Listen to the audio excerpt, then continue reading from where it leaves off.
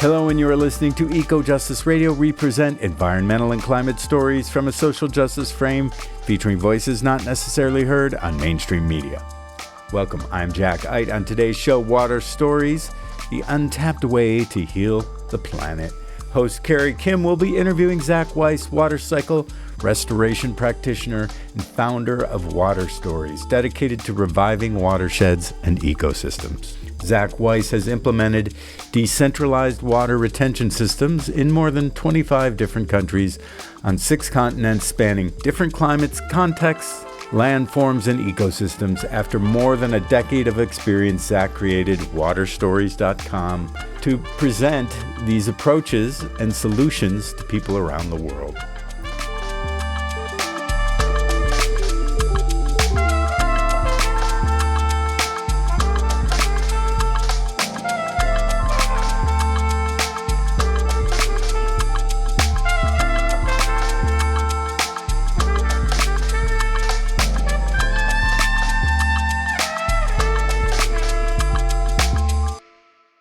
We begin with a clip from waterstories.com on the full water cycle. The sun evaporates liquid water into vapor, carried inland by the wind. Microscopic organisms growing within the leaves of trees flow into the sky as the trees transpire. These organisms are hygroscopic, meaning they attract water, concentrating vapor into droplets, forming clouds and then rain. The phase change of water from gas to liquid creates a big change in volume and a drop in pressure. Trees and vegetation transpire water into the air, increasing the humidity and lowering the temperature. The low pressure created acts like a vacuum, drawing in more moisture from the coast. The rain falls onto cool, shaded soil and infiltrates rapidly, following roots deeper into the earth. The earth's body is hydrated with blood. Water returns as pure springs, feeding streams, rivers, and lakes with cool, fresh water throughout the year. Biomes on Earth function as living, breathing organisms. They respire water and create climate. Ecosystems act as the Earth's organs, circulating water inland in a system called the biotic pump. Roughly half of the rainfall we receive comes from water evaporated and transpired locally.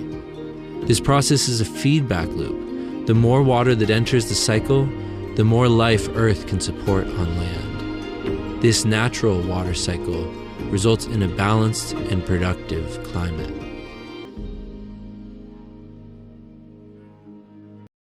Aloha, this is Carrie Kim. Listeners, today we are grateful to welcome Zach Weiss, passionate and inspired founder of Water Stories, a learning, training, and action platform focused entirely on water cycle restoration. A globally renowned water cycle practitioner, Zach continues to inspire thousands of people around the globe to restore the health of watersheds and ecosystems while ensuring water security and true wealth in their own communities. Water is the prime mover of life, and we each bear responsibility to it for its continuance in order to heal ourselves and our living relatives on the planet. Decentralized water retention is both quietly and radically transforming desertified, urbanized, and degraded landscapes globally. We don't hear much about it, but it is happening in many communities around the world. Indigenous peoples have traditionally regarded water as sacred, safeguarding it as the precious inheritance of life. We would do well to remember our ancestral, original connections to water and how, if we respect and protect it, we can collectively change the world. We would like to honor the Tongva ancestors, for our show comes to you from the ancestral homelands of the Tongva, and we invite you to align with and support the Indigenous peoples wherever you live through sacred reciprocity and meaningful, tangible action. Actively contribute to preserving the traditions and lifeways of Indigenous peoples wherever you live. Welcome, Zach. Long time no see. Oh, thanks so much. It's nice to be here with you again. I feel like we were just together. We are so grateful for your living out this kuleana, your life purpose with water. I'm wondering if you could speak about how and when you knew that your life's work would be with water. Very interesting question. Water is this thing that it is so easy to take for granted. And like the fish in the fishbowl, we don't really oftentimes understand how important it is, how valuable it is, how sacred it is. And so for me, it was very much an afterthought, just like anybody else, where I wasn't really focused on water. I was focused on nature, on our co-living beings, the non-human organisms that we share this planet with, and how to create good habitat for them, how to create spaces where humans can live in a better relationship with all of those non-human beings and with their Mhm. landscapes. And it just kept pointing back and back again to water. And through my work with Sepp, he was always working on the water household, as he'd call it, Mhm. of a landscape. And he says, when the water household is in accordance, 70% of the work is done.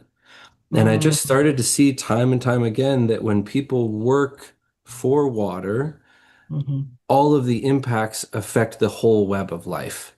And so we can try and impact each one of these little legs on the overall network, and we Mhm. can get some results, but not very much. But when we work for water, it gives to all of those organisms, Mhm. all of that ecosystem, the whole system. And so, Mhm. really, just through seeing its effectiveness, I really learned water was my life's path and a thing to really focus on. Mm. Well, Rajendra Singh, the great waterman of India, is one of your esteemed mentors. And he says, if you do something for water, water gives everything to us, kind of is what you've said.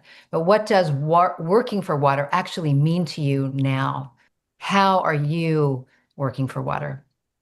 The first big piece is understanding, observation, and participation to understand how our landscapes are receiving or rejecting water, Mhm. how that may be different from what those landscapes were like previously, and then how to work for the betterment of all, a better common future in that relation to water. So, a really simple way to understand it is to just try and allow the water to remain on that landscape for longer, especially in dry places like where you're coming in from. It's not Mhm. so much about how much water we receive, but how many times we use it before it leaves.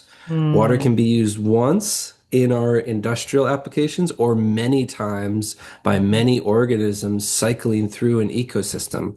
A healthy ecosystem like the Amazon, a water droplet goes down into the ground, through the plants, back into the atmosphere, and down again 7 times before it moves Mhm. downstream in the river. And Mhm. so we are really trying to help this process so that water can benefit more parts of the landscape, more organisms within that landscape, and stay around for longer.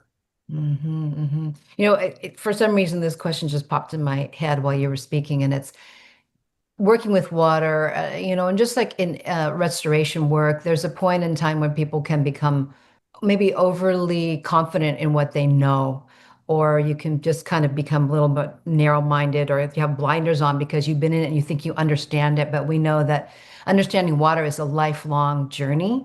And I'm just wondering, how do you stay humble as a student of water? What keeps you humble around water? How do you keep being able to learn, and still be kind of teachable by water? It's really important. I think you really have to go at it with a beginner's mentality and with a blank slate.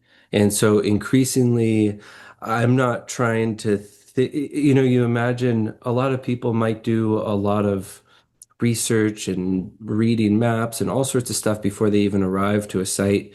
To some extent, I want to do very little of that. So I can arrive as a blank slate without preconceived notions to actually receive the information that landscape is giving to me. And then if you're paying attention, water will keep you humble. I can guarantee you that. Water is so humble, it's always finding the lowest place. And any place that you don't work with full respect for water, the watershed will show you exactly. And just Mhm. by doing features in powerful waterways, seeing the forest, seeing anywhere where a rock wasn't placed just right or Mhm. something wasn't Mhm. completed just right, water will show you every little thing. And Mhm. so I think you just have to pay attention. And then water is constantly humbling you and showing you new things. I wonder if you could share about apprenticing with the infamous Sepp Holzer, who is known as the rebel farmer from Austria, and he was your mentor for a long time, and maybe he still is on some level. But what did you learn about this direct observation and being taught by nature from him? How did you learn from him in those ways? In many ways, I learned uh, almost everything I use on a daily basis from SEP. He really Mm, rewired my brain in terms of how to look at a landscape, how to see its potential, how to not just approach it with the ecological amnesia we tend to have of thinking mm, that the way that it is now is the way it's always been, but mm, actually being able to peel through time on a landscape and mm, see what processes have happened, how it used to be on a specific landscape. I think, lucky in the way that I was primed for learning from SEP, in that, from maybe the age of 13 to 18, every day after school, I just went into the woods and I mm, stayed there until dark. And so I mm, was very interested in nature observation, animal communication, non-animal communication. But then SEP really just has a beautiful way of making it so simple, and it really is just about putting yourself in the shoes of the other, putting yourself in the shoes of an earthworm, of a mm, tree, of a stone, and really considering with a blank mind what that organism is experiencing. And mm, then you will just receive bits of information when you're in that mind space. And it doesn't always make sense, but it's very intuitive because us humans are really hardwired in a deep and meaningful way to receive all of that information. Used to be mm. for our very survival. Right. Those skills have laid dormant in most of us, but they're really easy to reawaken. And Mm-hmm. so just spending time with the still mind, letting the monkey mind go quiet, the lake go calm, whatever analogy you want to draw in, to really put yourself in the shoes of the other, experience things as they do, and you will learn all of the most important lessons in life from that process, in my opinion. Mm-hmm, hmm. Kind of like Sepp, right? Like he would say that his greatest teacher is nature, right? That everything that he learned was pretty much from being out there, just like a Taoist, or animist, or anyone just living in that way, which is our original way. But I wonder, And it was yeah, go ahead. Oh, it's interesting you bring that up because I didn't discover the Tao till, I don't know, maybe 5 years into working with SEP, 10 years into working with SEP. And I said, SEP is a Taoist master. This is exactly what I'm experiencing every day when I'm with him. The paradox, just all of it, the way that he moves through the world, it really gave me so much more context to the way that SEP exists when I started Mm. reading the Tao. That's amazing. I love that. I think that that is our original way, though, right? And it is the ineffable. It's like not through language, it's from observation and feeling and intuition and all these other ways of communication. Exactly. I wonder if you could speak then about the evolution of water stories.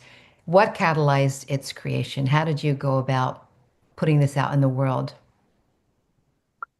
The biggest thing was actually, again, going back to SEP. I was working all around the world doing projects and very proud of what I was doing. And I would always bring my projects to SEP and show him. And he said, at one point, he said some very kind things to me.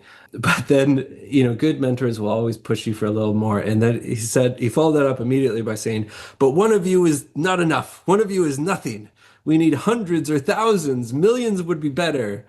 And that was the beginning of some awakening within myself to Mm. understand, I'm a very practical, pragmatic, I like to do stuff with my own two hands.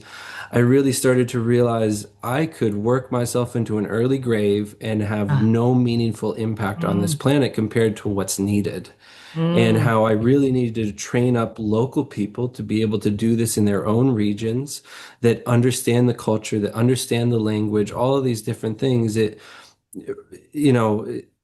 makes so much more sense for people to bring this to their own community rather Mhm. than me as an outsider to bring it to their Mhm. community. And so, how do Mhm. I train up locals in that process?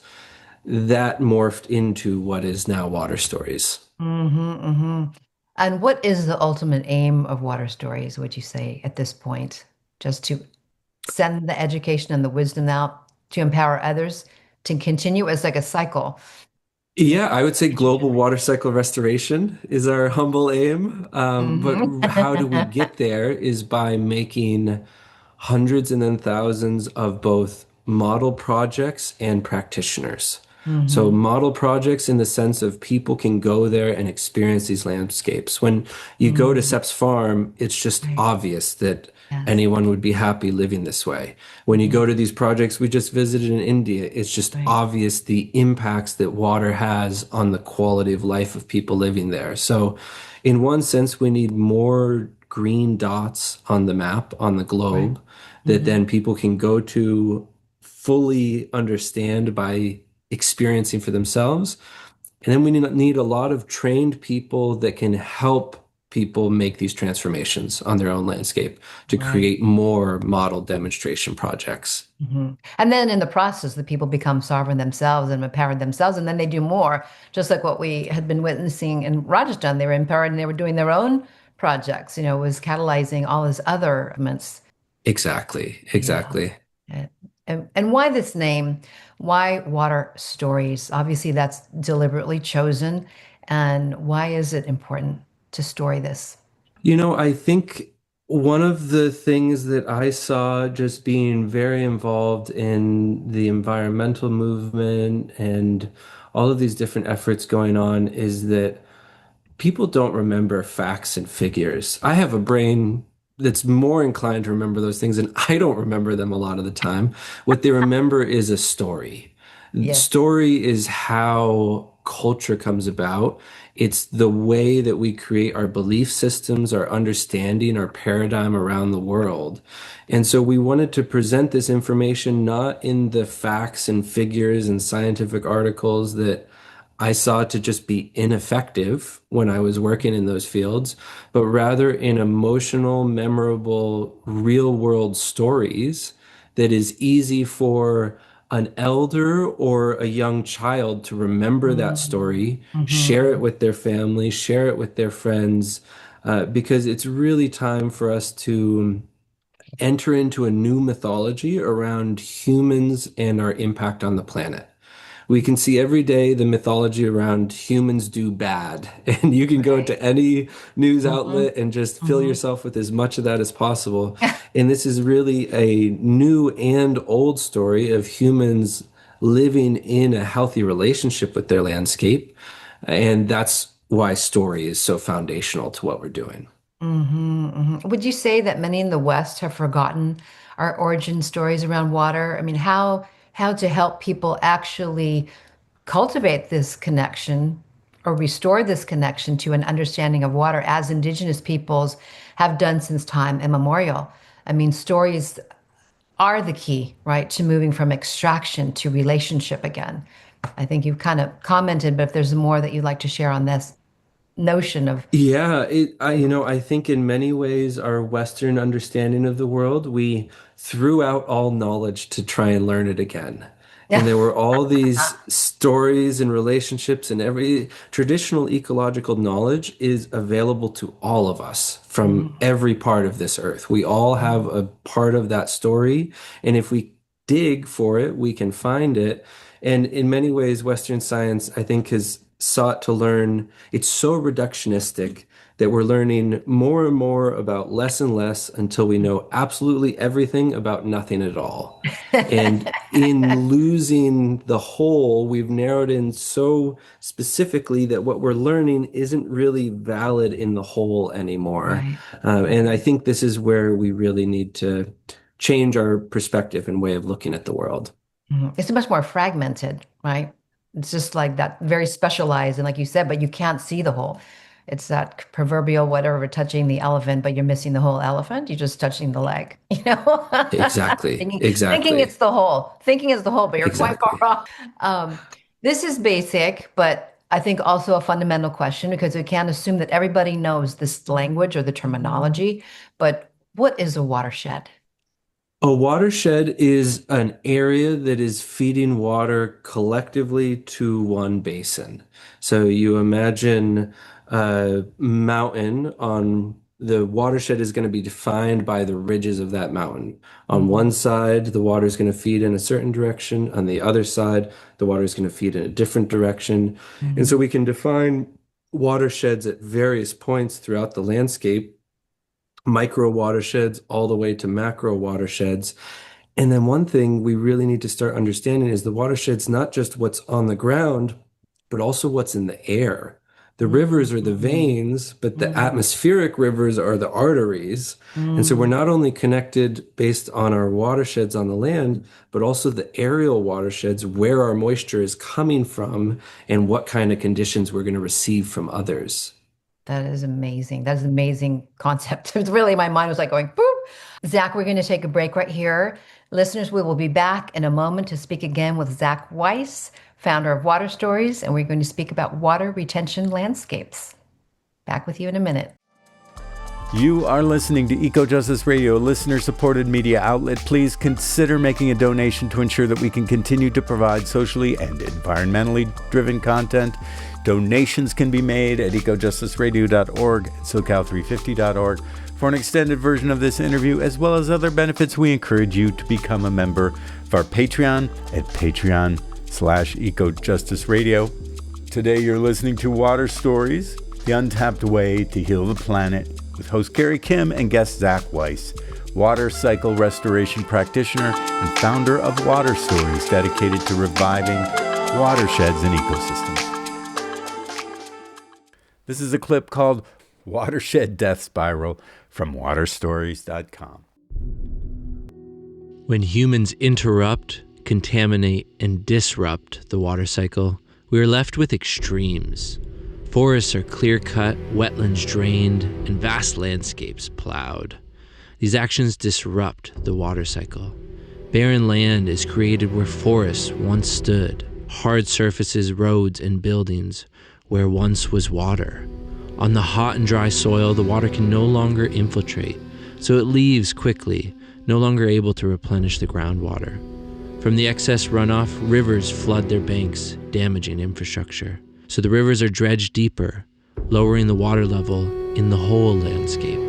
The exposed and hardened ground absorbs more heat, resulting in rising temperatures and hot air.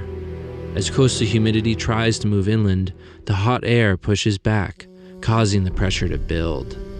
When the pressure finally overcomes, its power is destructive, more intense, with less regularity. A cycle of extreme drought followed by extreme weather events.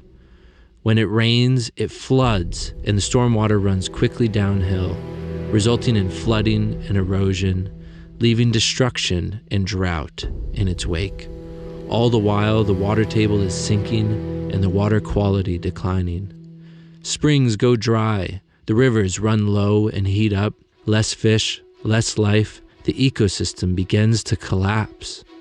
Humans drill for groundwater to irrigate, draining the last remaining reserves of water in the earth. Drought becomes frequent, wells start to go dry, and crops begin to fail as stress and competition increase. Eventually, the fires come and the landscape burns. Desert is all that remains from a once lush and thriving landscape. This is a cycle of extremes and destruction, leading to water scarcity, food scarcity, poor water quality, disease, famine, war, stress, and angst for the future. As the Earth's biomes desertify, the climate becomes increasingly inhospitable and erratic. This watershed death spiral makes life harder for all of Earth's inhabitants. Listeners, we are back with Zach Weiss, founder of Water Stories, and we would love to hear the story of a water retention landscape. A water retention landscape is a land that either in its original state that's still healthy in that state, or that's maybe been helped and facilitated to receive the rains that that landscape gets. The rainfall is this incredible gift, but what happens when that raindrop meets the soil is very important to the reality we experience, is that sent downstream with hardened hot soil, with concrete, with hardscapes, creating a flood, and then also creating a drought? Or is it received in that landscape? Where it's running, is it encouraged to walk? Where it's walking, is it encouraged to crawl? Where it's crawling, is it encouraged to enter into the womb of the earth? And with this, you get this recharge of groundwater. You get water tables rising instead of falling. And you get springs and creeks reforming, flowing with water into the rivers and waterways, making those rivers healthy and flowing perennially once again. I wanted to ask if you could back up to that phrase and if you could slow it down so that people could they could actually percolate it down what you're saying about the water running, walking, crawling, womb of the earth, like just so they can feel it and actually, because this is so important. And even if they don't have the visual and haven't been in a site where this has happened, they can gather something from that. If you could just tell that again. Yeah, and the easiest way to learn all of this is go outside in a rainstorm. The water will teach you exactly all of these things. And so what you're looking to do is find the areas where water is running, where it's moving very fast, and encourage it to walk, to slow down.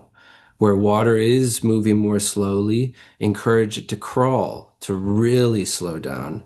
And where water is crawling, give it an opportunity to rest and enter into the womb of the earth.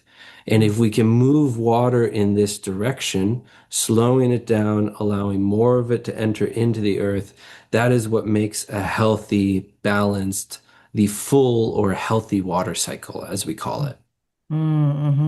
Maybe you could give some examples of how you would take the water from running to walking to crawling to the womb of the earth. Some examples of how you would actually do that and implement such a thing that would allow that to happen. Yep. So it's really taking into account where water is moving already, and then we might have various different types of interventions that will help us move along this trajectory.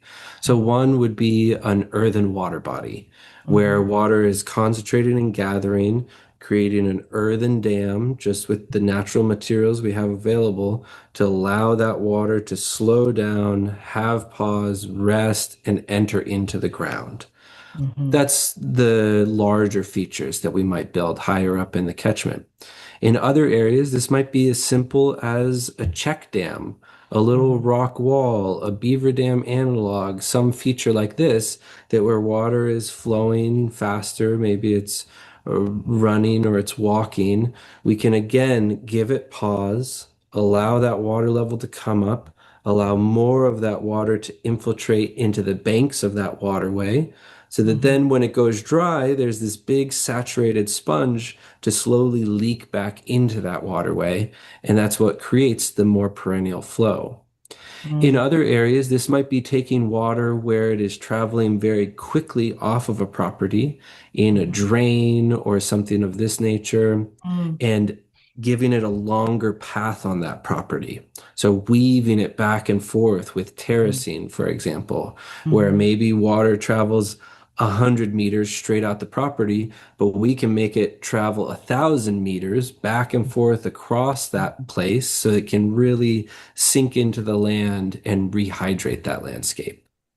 I think what you said, that counsel of going out in a rainstorm and also just working with the water. I mean, I remember once this friend had asked me to just dig a diversion ditch because I was having all this flooding happening in my front. And so I did that, and he just had me you watch it where it's going. And then, like you say, the water will find the lowest level. So keep just going lower and just to see how water is moving across the land. It's so fundamental.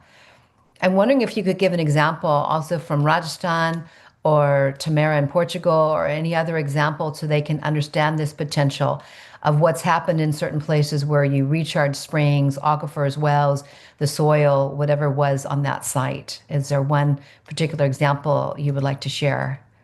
Well, I'd love to actually go from one end of the spectrum to the other in terms of Okay, time.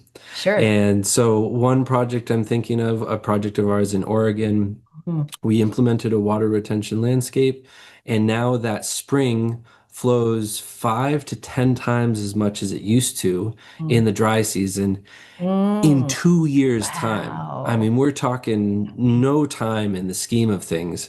We're already going to 5, 10 times as much water flow at the time of year when it's most needed. From just one little project, a number of Hmm. water bodies in this steep drainage. On the Hmm. other end of the spectrum, where we just were in India, where this work was done 3, 4 decades ago, now rivers that were dry for 4 decades are flowing year round. People Hmm. were using them as roads. They were so dry. And now it's a full, beautiful river. Hmm. They've brought water back to 250,000 wells. They've caused reverse migration, people moving back to their homelands as Hmm. agriculture was viable once again. And Right. they've seen now a 3-degree decrease in the maximum temperature in the summer and a degree and a half increase in the minimum temperature in the winter It's because amazing. water has this great balancing effect of extremes and temperature. And so they've revived the flow of now 23 rivers. They've Hmm. reduced the temperature in the extremes and they've increased the temperature in the minimum extremes, making a really balanced, viable climate.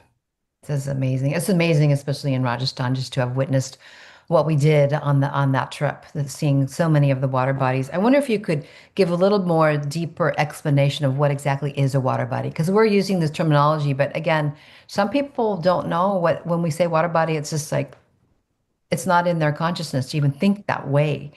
Or people didn't even grow up in nature. They grew up in the city. They grew up, some people have never even seen a pond, Zach. That's the reality. So if you could share, I mean, physically themselves, that's actually Yeah. possible.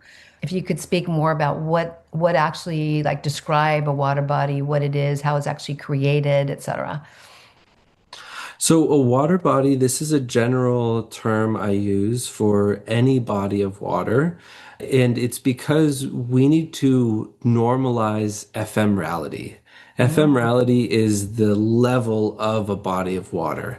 When you say the word pond, people instantly think, oh, pretty full year round blue pond. And not all water bodies fit that, nor should they. Some of these water bodies are designed specifically for infiltration, for mhm, recharge. So mm, a water body is anything that is gathering and storing a volume of water for a period of time. mhm. Sometimes these might be pretty perennial water bodies, like what we'd call a pond or a lake. Right. Sometimes Mhm, these might be infiltration basins, rain mm, gardens, things that fill up in the high flow times and that water goes into the earth and recharges. And so we use the term water body to encompass all of this. Any mhm. area that is collecting water in the high flow times, holding that and distributing it back into the earth. Thank you so much for all that clarification. And then one more terminology that I think some people may not know is check dam, what that actually is. So a check dam is usually a permeable structure or somewhat permeable structure built across the flow of a waterway to lift the level of that waterway. Something that we've done all around the world is we've dredged and straightened our waterways. Mm, And so this disconnects water from its floodplain, where it used to recharge and distribute all that fertility, but it also creates a new drain for that waterway because water is always going to its lowest path. So the more you dig that channel deeper, you're draining deeper and deeper levels within the earth. So a check dam is a way to undo this, where we make a little bit of a plug within the waterway to lift that water level back up to closer to where it used to Mm. be historically. So it can be made out of rocks, it can be made out of logs and sticks and branches. People will make beaver dam analogs. And you Mhm. imagine something like a beaver dam, that's a perfect kind of check dam where Mhm. it's raising the water level, it's holding water in the surges, and it's Mhm. letting that water seep into the ground and into that waterway. That is so helpful to have that explanation. Very, very grateful for you for that because it's important that people kind of understand. And you can hear these terms over and over again, but you don't really understand the deeper concept for many people. I was wondering if you could share a bit more about what water has taught you directly and why it is the single most underestimated force in ecosystem restoration. We've talked about it is conspicuously absent from most public climate change conversations. Why is that?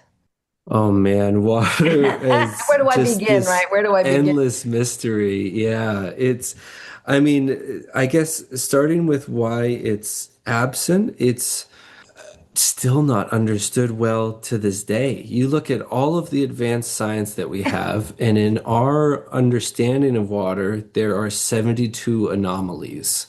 These are things that water does that we can see clear as day, many with the naked eye, that our current understanding and explanation of water has no explanation for these things that it does. So these range from, droplets that form at the surface and actually stay at the surface for a while before they reconvene with the bulk water, to you can put two beakers next to each other and run an electrical charge, and the water will jump from one beaker to the other and make this water bridge, and you can actually spread the beakers apart and it will maintain this bridge of water between beakers. So there's all these clear behaviors of water that we can observe that we have no explanation for. So our foundational understanding of water is lacking at best. And then within that understanding, it is very complicated and complex. And to give you a sense of, comparing it to carbon dioxide, for example, Mhm. it has 5 times the heat holding and releasing potential as carbon dioxide. So it's a much greater impact on temperature. And Mhm. that's just in the one phase. Right. Then it has these phase changes that happen that absorb and release more energy than the whole range in that one phase. It's Wow. more than 5 times as much energy just from vapor to liquid or back again. Mhm. Mhm. So it exists in these three different phases, which that makes it very complicated. Then it's much more present in the atmosphere. Instead of 420 parts per million, it's 2,000 to 50,000 parts per million. But you can see it's also not uniformly distributed. It's different Mhm. in the poles versus the equator. It's very different. And so it's just so complicated to model that Mhm. in our development of climate models, we had to just set it aside and say, well, that's too I can't complex to be understand able to that. model. And to give you a sense of just how pervasive this is, the latest, greatest next generation climate model, Generation 6, is supposed to be the first one that actually accounts for clouds, and it's so broken they won't release it. Because even as much as our modeling has improved from over the last 40, 50 years, Mhm. Mhm. still our models cannot account for water in any meaningful kind of way. And so you start to see how we're just missing a huge piece of the puzzle. And in my university, we learned that correlation does not prove causation. Mhm. And yet we've really used that as a rationale for climate disturbance being driven by CO2 Right. when there's this giant lever that we're just not even touching and we're setting aside in a different camp. It's amazing. I mean, aside from also corporate interests, water privatization, all the other things that we know go on that are sort of deliberate, like why would we speak about water? Because that actually might heal the planet just the same way in the medical system. Why would we speak about X when we know that it would actually, totally destroy a whole industry and profit making and so forth? But, when you speak about water Well, being and if so, I can just add Yes. one piece to that. Sure. A big piece is that we can't continue business as usual if we look at the foundational root stresses of our disturbance of the water cycle. If carbon dioxide is the bad guy, we just need to Right. make a giant carbon sucking machine and we can continue business as usual. Wow. Whereas if we're looking at water, we have to actually address our relationship with our landscape, with our waters, how we're treating those with respect or not. And Right. so we can't continue business as usual when we start to take on this understanding, which I think is part of Mm. it as well. Hugely. I mean, obviously, we have to change our behaviors as far as wasting water and again, disregarding water, misusing all these things. One of the other things I wanted to say about when you were speaking about water and the 72 anomalies, and that water is consciousness. Water is, we can't reduce. How do you reduce consciousness or the spirit of water? How an indigenous person would speak about water. Water has its own essence, its own wishes. So I don't know what you have to say about that, respecting that water actually has its own wishes. As Rajendra said, water is not meant to be controlled. What would you like to say about this? Absolutely. I think we are water living. You look at life by volume, and it's more than 70% water. You look at life molecularly, and we are more than 99 out of 100 molecules of us is water. So Hmm. we are water living in many ways, and we've treated it as this background carrier liquid that life happens despite the water, where really life happens because of the water. And we're learning more and more about how integral water and its traits are to how life systems run. Hmm. Phenomenal. I mean, there's so much that we need to relate with water. That's the fundamental thing. And indigenous peoples are always telling us that. And we are, I mean, but many of us have forgotten our own indigeneity, right? We've been severed from that on many levels for many of us, for over generations. I want to go back to the state of Rajasthan in India and the sites that we toured with Rajendra, founder of Tarun Bharat Sangh.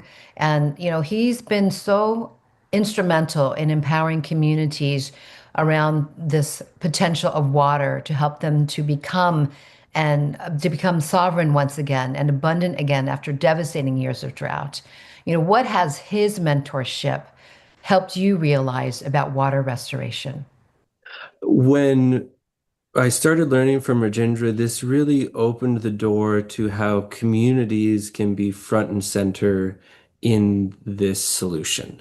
And, I learned very much the landscape nature side of things from SEP, but the human side of things is really a lot due to Rajendra and understanding how even the people from the most humble of means with nothing in the desert of India can Hmm. organize amongst themselves to do this work and Hmm. can do it better and bigger than anyone else. Mm. That's a really big eye opener to realize, this doesn't only need to be for wealthy first world people that can access big excavators and digging machines and all of that, but actually any human, any earthling with access to some earth, whether they own that or it's just an area where they can go and no one can tell them not to go there, they have the agency and ability to make these types of changes.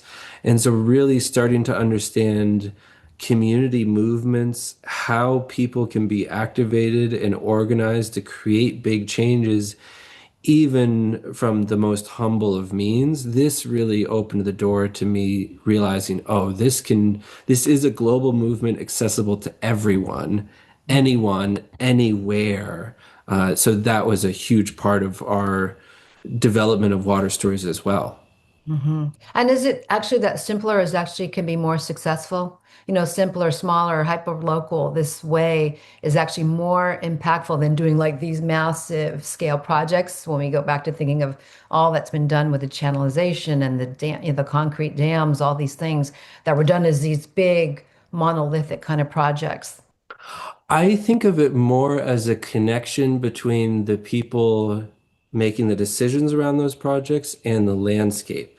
because I think the scale can be very big or very Mm-hmm. small, Mm-hmm. and it can be effective or ineffective at each end of that spectrum based on, are the people living in relationship with that landscape making the decisions and the impacts or not?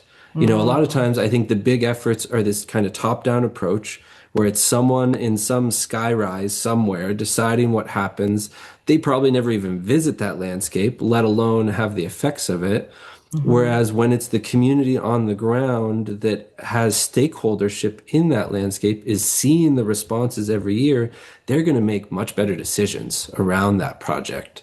Mm-hmm. So I look at it more and more as a connection between the key decision makers and stakeholders in that landscape. Mm-hmm. And if those two are close, they can work on a big scale and be really effective. They can work on a small scale and be really Mm-hmm. effective. And if those two are divided, a small scale can be ineffective too. So it Mm-hmm. really Right, comes down right. to that relationship between people and place. I think that was one of the most powerful things to have witnessed in Rajasthan was just the power of community because they were working for a shared goal. And there was such community bondedness. They had this bonding and also clearly loved and respected each other, at least in the common goal that they were working towards, this restoration of water. And that's palpable. That's not something that's easily found in Western industrialized countries. That kind of communal bonding has been severed, but on purpose. I mean, that's kind of been like a deliberate action that's happened to keep people from building community. Zach, we're going to take a quick break here and we'll be back to talk about community building through water and what Water Stories is doing to build community. You are listening to Eco Justice Radio, a listener-supported media outlet. Please consider making a donation to ensure that we can continue to provide socially and environmentally driven content. Donations can be made at ecojusticeradio.org and socal350.org. For an extended version of this interview, as well as other benefits, we encourage you to become a member of our Patreon at patreon.com/ecojusticeradio. Today you're listening to Water Stories, the Untapped Way to Heal the Planet, with host Carrie Kim and guest Zach Weiss, water cycle restoration practitioner and founder of Water Stories, dedicated to reviving watersheds and ecosystems. Listeners, we are back with Zach Weiss, founder of Water Stories, committed to global water restoration.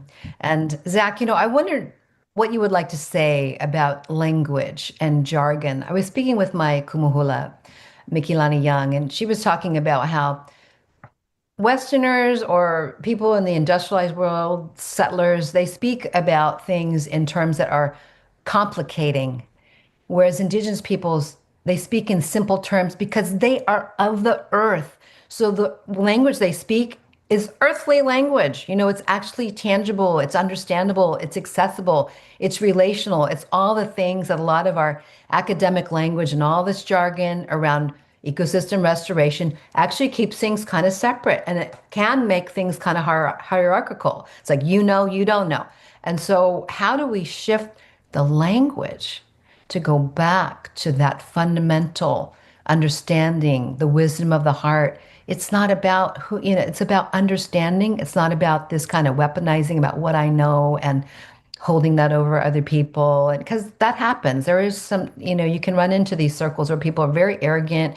They didn't mean to become this way, but it happens. And then that language is used in a way that actually obscures what actually needs to be done. Whereas indigenous people are just going to go out and do it. They're just going to live it. They don't need the title. They don't need a label. They don't need any of these things. That's a huge point. And one of the things that I think really served me in my whole journey was one day sitting on the edge of the woods, realizing that things that don't exist without human language, I'm not going to put too much time and energy into. A tree exists whether we have a name for it or not.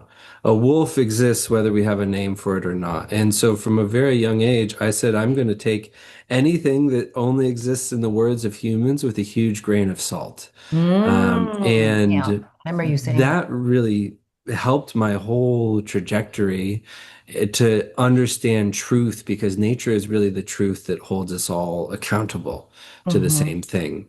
Mm-hmm. And it's one of the reasons why we try and keep all of the language very approachable to anyone. Our films, I want a 7-year-old to be able to watch our film and summarize it and understand what went on. Hmm. And it's interesting, especially coming back from India. You look at the caste system and you're like, oh, that doesn't feel great. This is our own kind of caste system in language. And Uh-huh. you see how much the modern environmental movement has failed by having this, I am better than you. If you don't understand this, you're stupid, using all these jargon terms that you have to go to university to learn. And Hmm. people always, they see what I do and they think, oh, you must have studied this at university. And my answer is, well, I learned some fancy words there that I sometimes use to impress people, but nothing practical. Right. And that I think is the truth for most of our education system these Hmm. days. Hmm. And is why also, it's not water science, it's water stories, because that's what's Hmm. rememberable, relatable. And if you can't explain it in basic language, you really don't understand it. Yeah, because that's how we would share it again through the generations. I mean, this is meant to be taught from the grandparents down to the grandkids to the great grandkids. And that's the language, like you said, that a 7-year-old or even younger could understand it because it's visceral, it's a felt understanding. I wonder if you could also speak about, I wanted to go, this is still kind of in language, but I wanted to speak about certain words, which is a solution. I've always actually, personally, I've always railed against this word because I don't personally align with that word.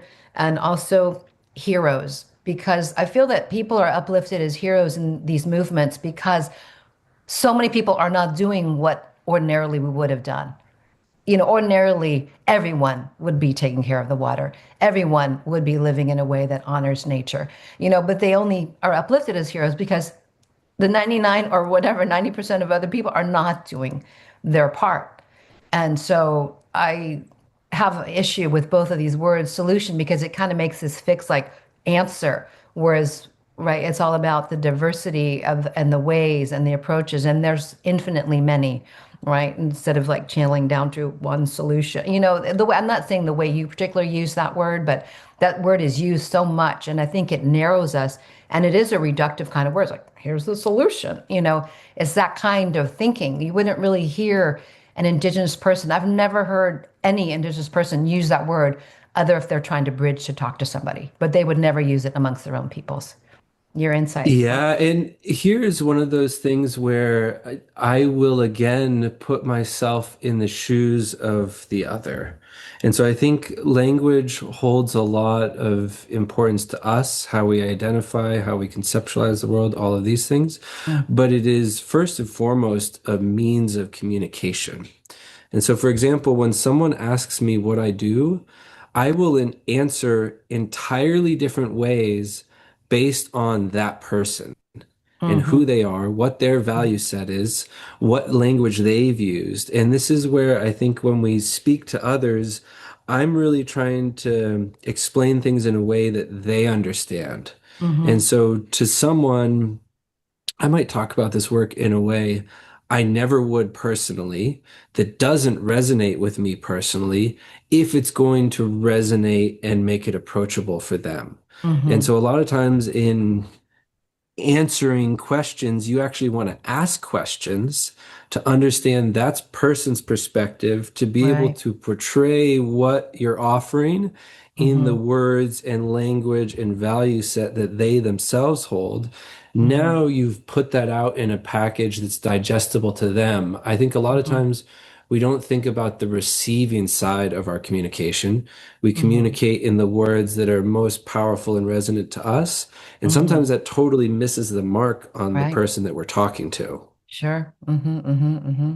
And I mean, both sides of that journey. I think the point you raise is really important too, that, like the solution, I totally agree. It's way too reductionistic saying there Hmm. is one way. There's 100 different ways, a Hmm. million different ways to do Right. these kinds of things. Hmm. Hmm. If you're going at it with fundamental love and respect for water and nature, you're going to Right. get there regardless of which toolkit you use, which language Mm-hmm. set, all of these Mm-hmm. things. Mm-hmm. But if me using the word solution is going to grab someone's attention and Right. open this door to them, Right. I'm going to use that word freely, even Mm-hmm. though it doesn't Right. reflect my understanding of Right.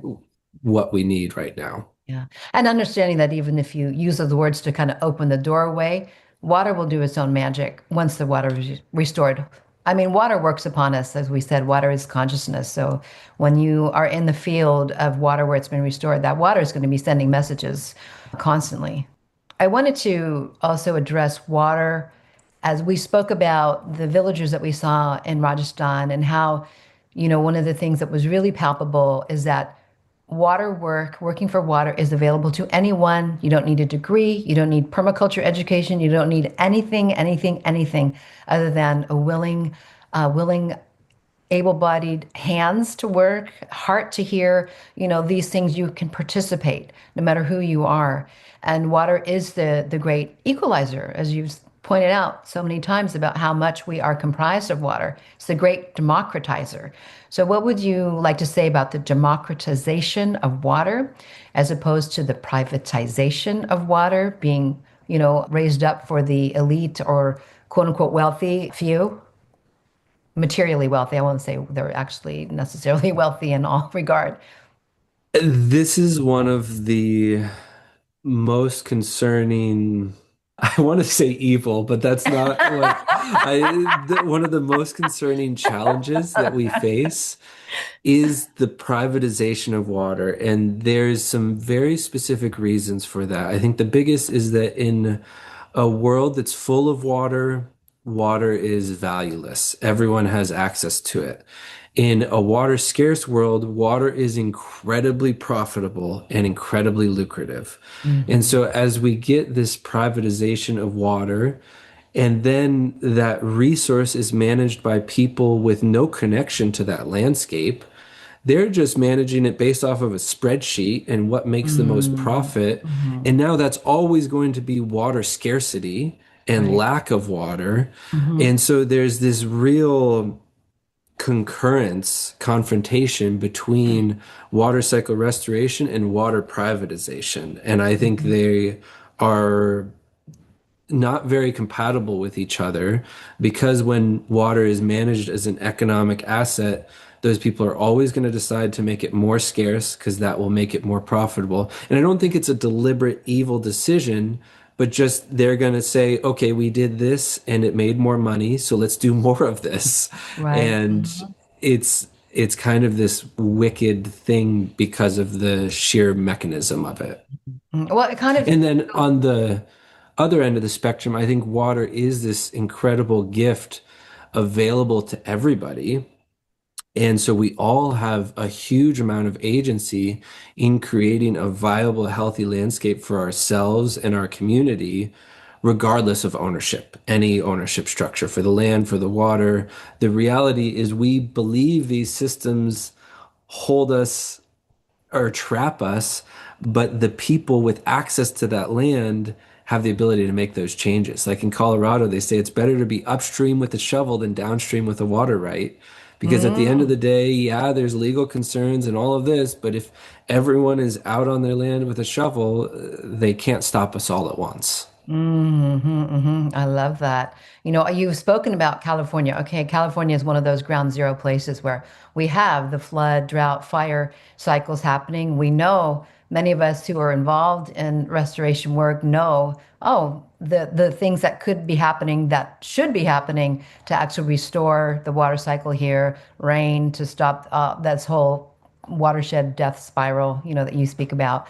But you've spoken about it as one of the most difficult places, one of the most obstructive places to harvesting rain, doing the most simple things. And I don't know what you feel people should do in places like this, because we're not the only place that might be having these kind of restrictions upon very basic, fundamental things that are in connection with nature and what we should be doing actually by Mother Earth. This is where there's a couple of pieces to this puzzle. One is we need people with civil courage that are going Mm, to follow the laws of nature even if they contradict with the laws of man. And I use Mm-hmm. man very deliberately because woman does not usually make these laws. Mm-hmm. And so we need people to be brazen, forge that path, and create the examples for others to then be able to change the rules and the Mm-hmm. regulations. And then we Mm-hmm. need a lot of community awareness and support because, many of these things, they're all complaint driven. And so if your neighbors understand what you're doing and why, they're not going to complain, and it's not even going to become an issue to begin with. Mm-hmm. And if you don't have a good relationship with your neighbor, it's always going to become an issue, even if you have the permits and approvals and Right. all of that kind of stuff. Mm-hmm. So we really need people to just start following the laws of nature. This is where I think some civil disobedience comes into place, a peaceful resistance, Mm-hmm. and doing this work in a very peaceful way where we're clear Mm-hmm. about our intentions, Mm-hmm. why we make it available to the community, we build trust in that community so they understand what we're doing and Mm-hmm. why, and those projects never end up having issues. And to just paint a picture of how insane California is in this regard, we did one project in Malibu, California. It has saved the house twice already, first Mm-hmm. from wildfire and then again from landslide. And Mm-hmm. basically everything we did was not really allowed. If we Mm-hmm. were going to try and get permissions, the permitting would have cost more than the project Wow, implementation that's itself. insane. And so it just makes it so hard to ask the people who are investing their time, energy, and resources in making the world a better place to then break the laws and the rules to do it. That's a really big ask. And this is where we Mm-hmm. need community activation to get over that hump. Mm-hmm, exactly. Well, I mean, strength in numbers, and as you said, if everyone has a shovel, you're not going to stop all the people that are doing it who have awoken to what actually needs to be done and are doing it.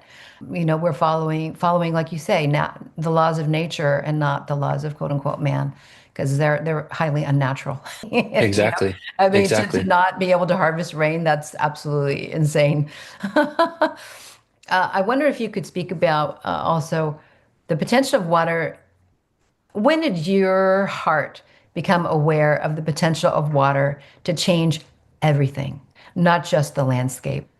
That's a great question. I can't really paint to a single moment in time because it was Mm-hmm. really this general awakening. A big part of it happened the very first workshop I did with Sep in Montana.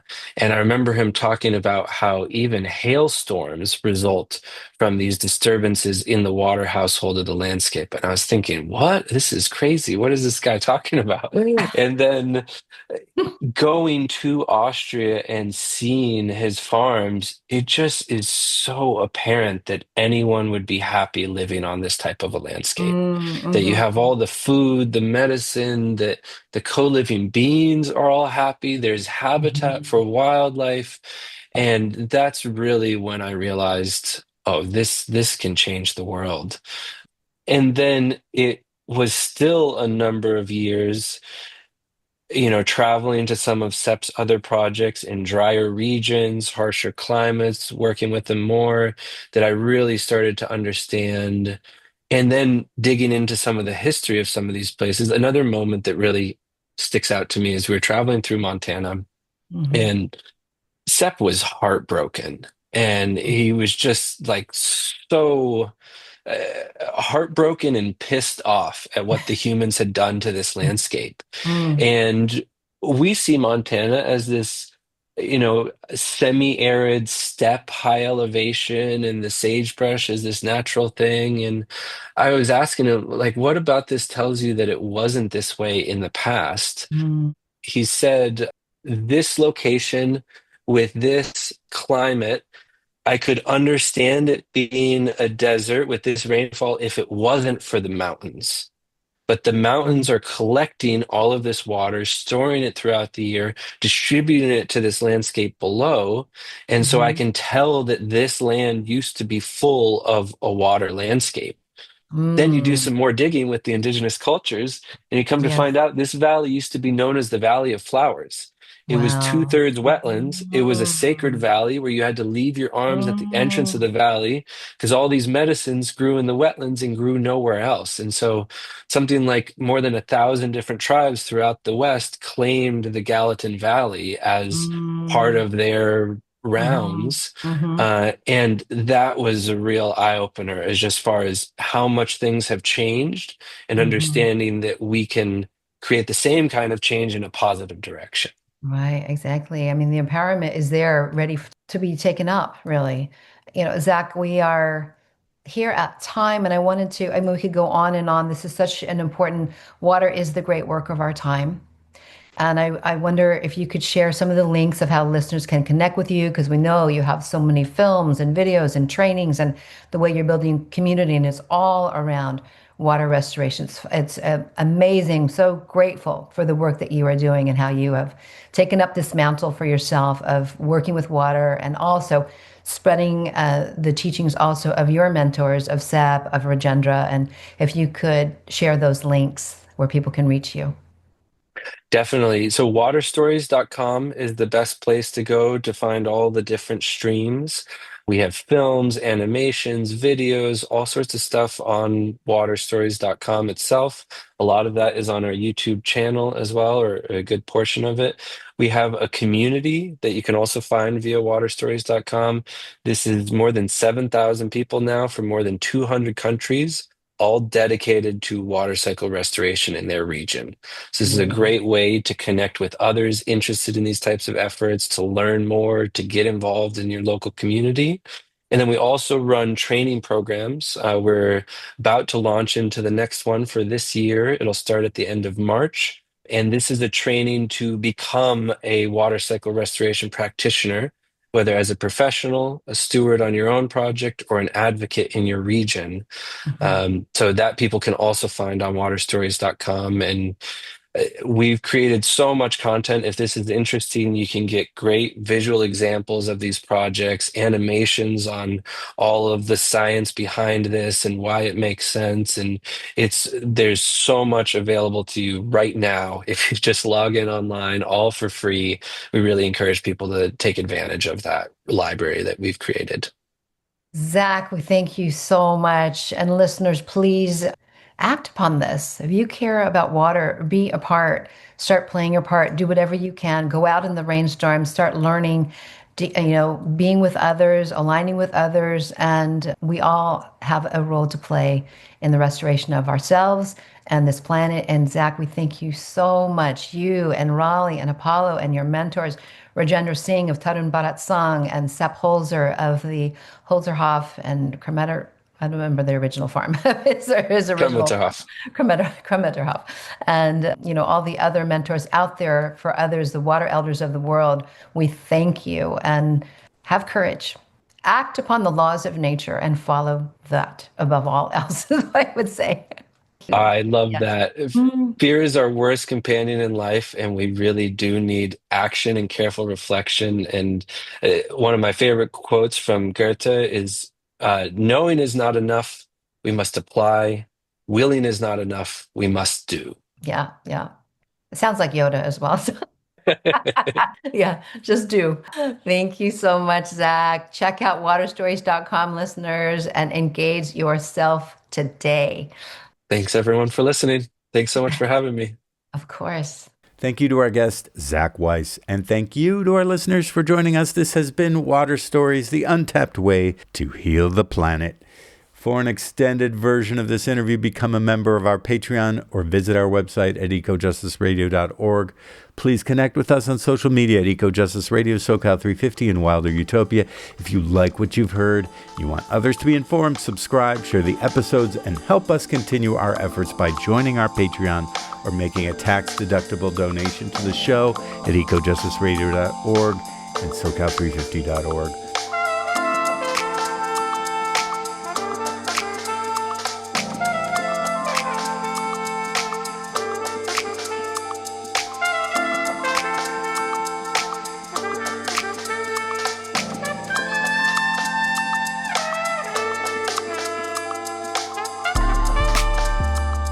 project of SoCal 350. The show can be found on all major podcast apps and at ecojusticeradio.org. Executive producer and co-host myself, Jack Eit, co-host Carrie Kim, and engineer and original music by Blake Quake Beats. And until next time, remember, the power is yours.